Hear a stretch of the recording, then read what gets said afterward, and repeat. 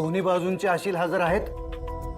नाही सर, माझे अशील गैरहजर आहेत. त्यांची तब्येत ठीक नाहीये. हा त्याचा अर्ज आणि मेडिकल रिपोर्ट.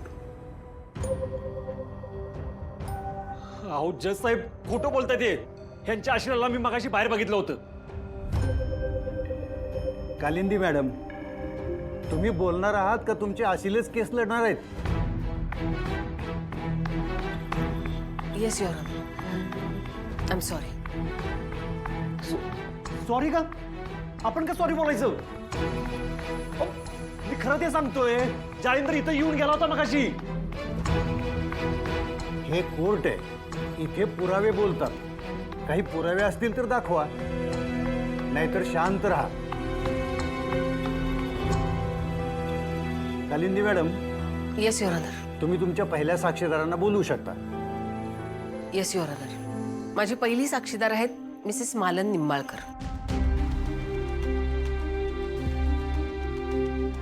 प्लीज तुम्ही ओळख करून द्या तुमची. मी मालन निंबाळकर, जालिंदर निंबाळकर ह्यांची बायको.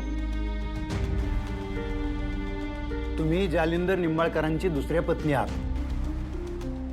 त्यांनी पहिल्या पत्नीची हत्या केली असा जबाब तुम्ही दिलाय. हे तुम्हाला मान्य आहे? भाई साहेब, मी एकदम शुद्धीत दिलाय तो जबाब. विचार करा, तुमच्यावर कोणताही दबाव नाही ना? कारण तुम्ही खोटा जबाब दिला आणि तो खोटा ठरला तर त्यासाठी तुम्हाला शिक्षा होऊ शकते.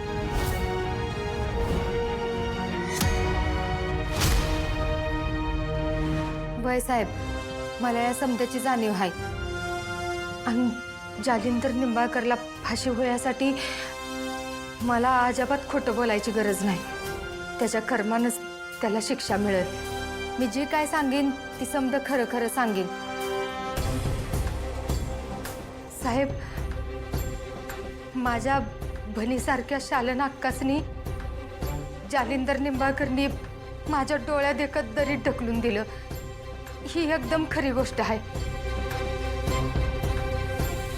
आणि मी माझ्या जबाबावर एकदम ठाम आहे. ठीक आहे, बाकी काय सांगायचं तुम्हाला? नाही साहेब. तुम्ही जाऊ शकता.